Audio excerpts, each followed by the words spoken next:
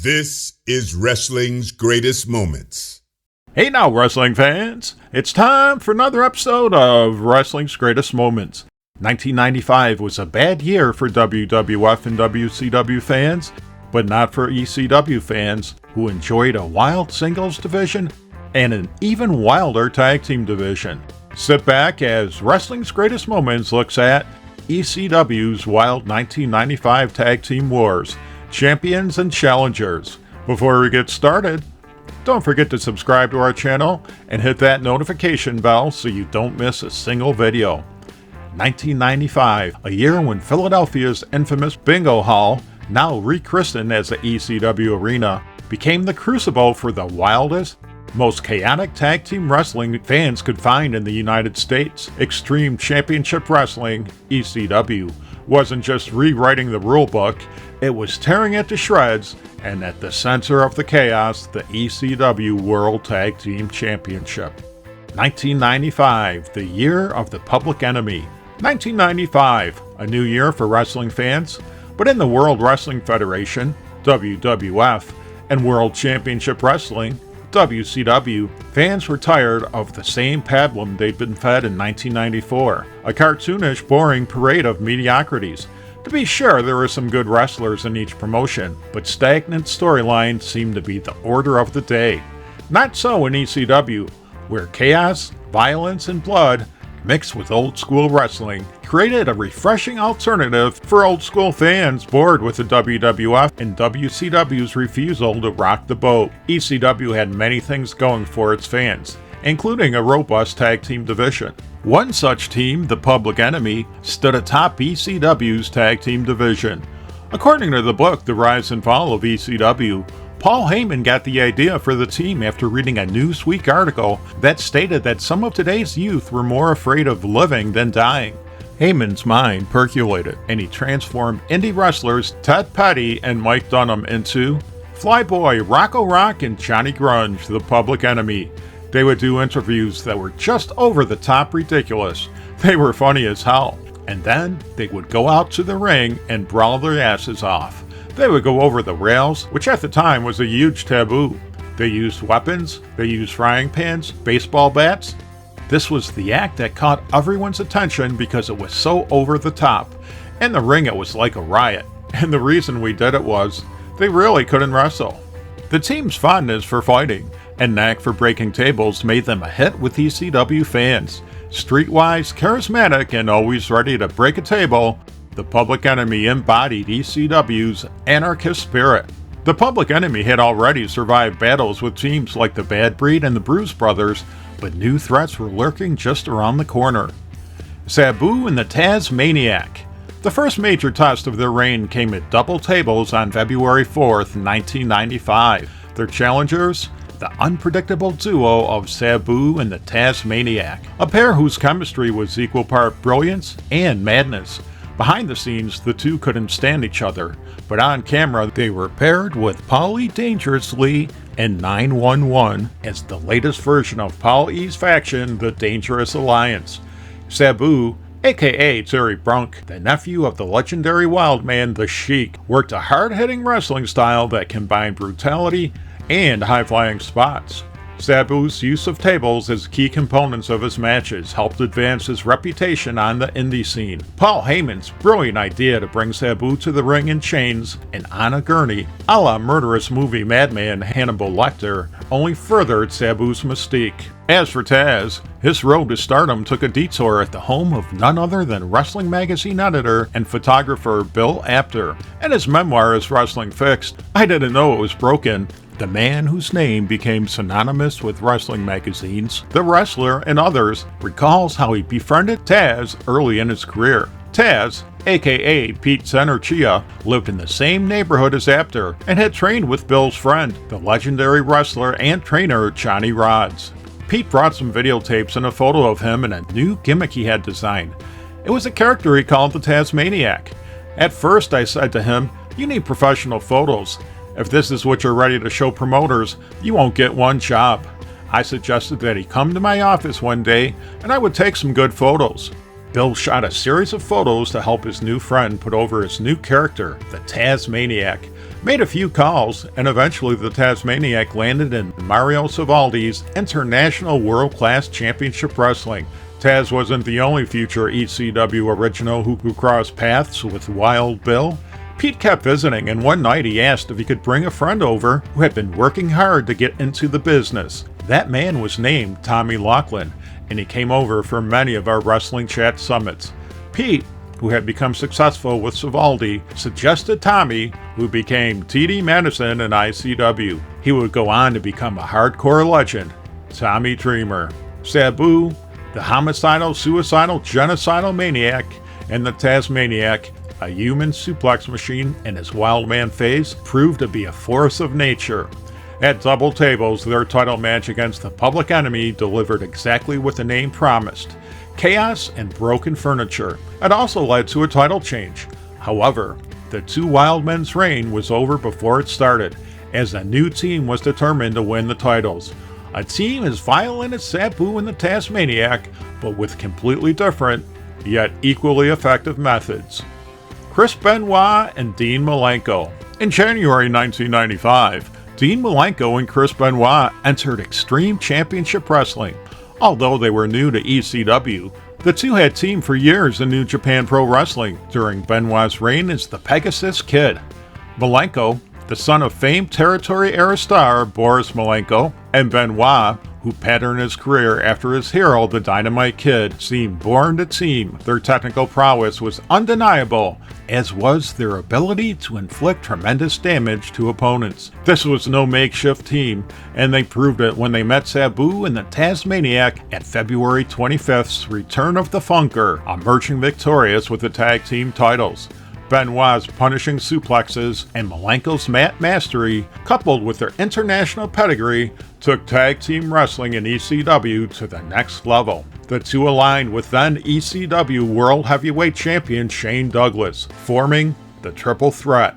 Benoit and Malenko harnessed violence like no other team in ECW. Their matches were crisp, physical, and full of technical holds that often left their opponents broken and battered. Benoit and Malenko could brawl as needed, but their surgical-like skills in the ring allowed them to out-wrestle opponents and dismantle them. Undaunted by Benoit and Malenko's appetite for destruction, the Public Enemy and Sabu and the Tazmaniac chased them for the titles, which was exactly how Paul Heyman wanted things. According to Heyman, "We have the classic makings for a three-way dance. We spend the whole month of March building this up at every show. Anytime the Public Enemy is in the ring, or Sabu and Taz, or Benoit and Malenko, we are building this up.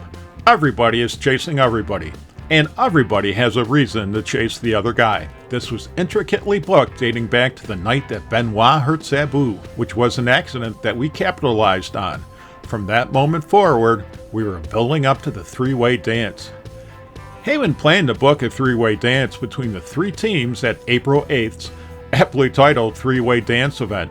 Unfortunately, Sabu's decision to work a gig in Japan threw Heyman's plans out of whack. Sabu allegedly told Heyman he could make it back in time for the show, but Heyman wasn't confident, nor was he reportedly happy with Sabu's decision to place an outside gig over ECW.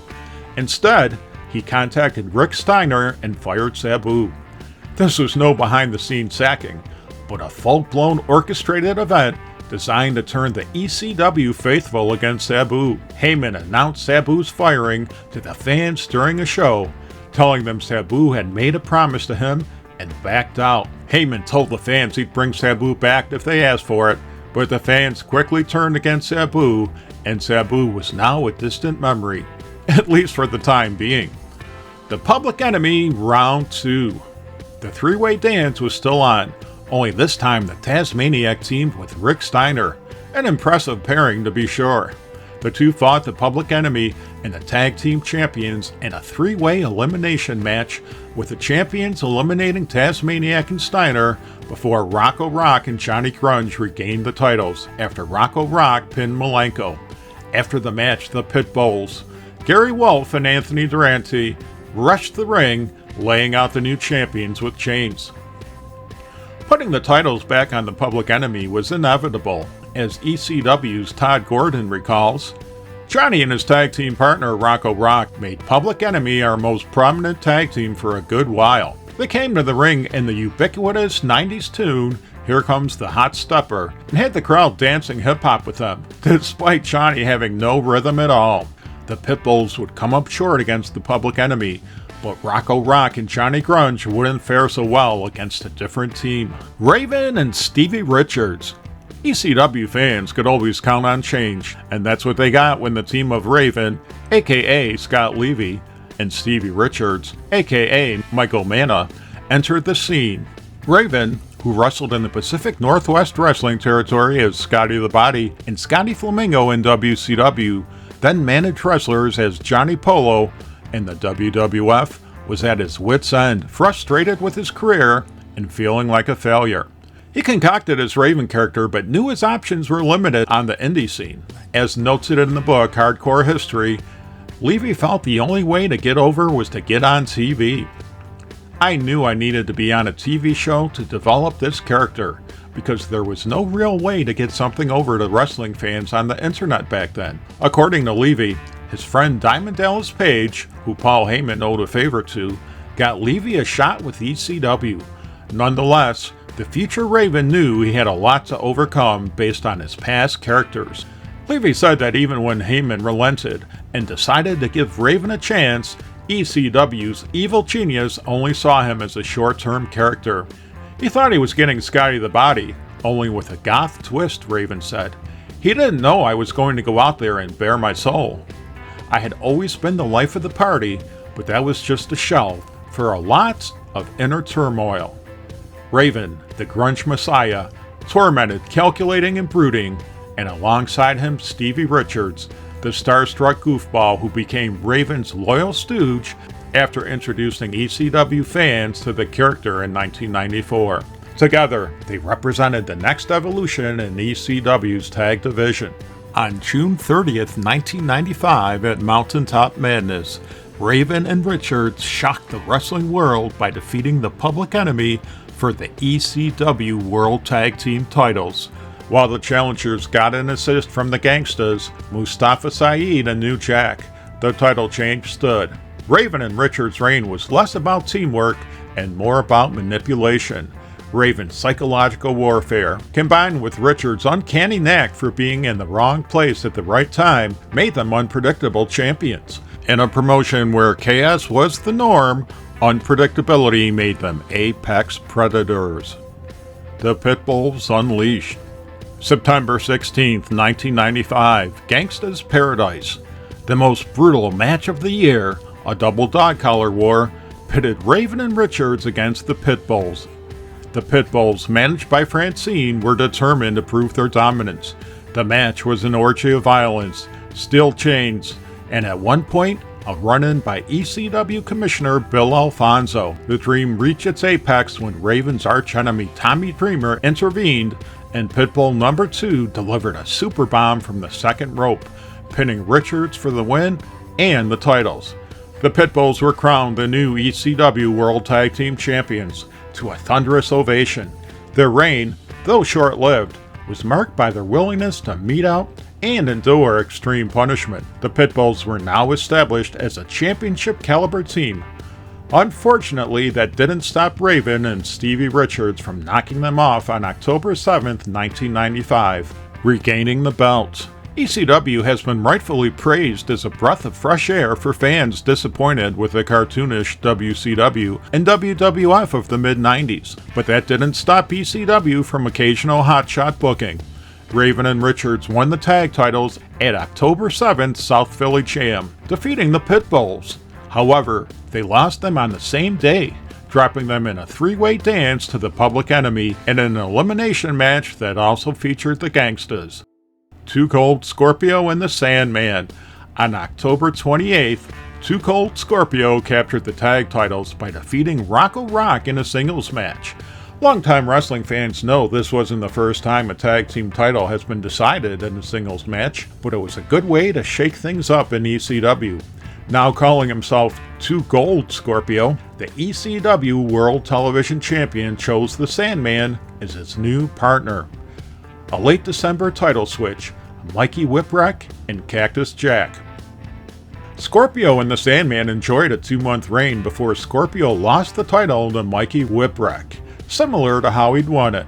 Scorpio battled Whipwreck in a one-on-one match, with Mikey beating Too Cold for the tag titles and Scorpio's ECW World Television Championship. Whipwreck's mentor, Cactus Jack, showed up, claiming the other half of the tag team championship, with the two holding the titles until February 3rd, 1996, when they dropped them to the Eliminators, Perry Saturn and John Kronos, at Big Apple Blizzard Blast. A remarkable year. 1995 was a great year to be an ECW fan, with the tag team division spotlighting some of the promotion's wildest feuds. Rivalries often ended with tables splintered, blood on the canvas, and the ECW faithful chanting for more. The ECW World Tag Team Championship in 1995 was more than just a belt. It was a symbol of survival, innovation, and unrelenting passion. The teams who wore it did so with pride, and the challengers who chased it defined an era of tag team wrestling that still echoes today. Do you remember ECW's 1995 class of tag teams? Where do you think they rank in pro wrestling?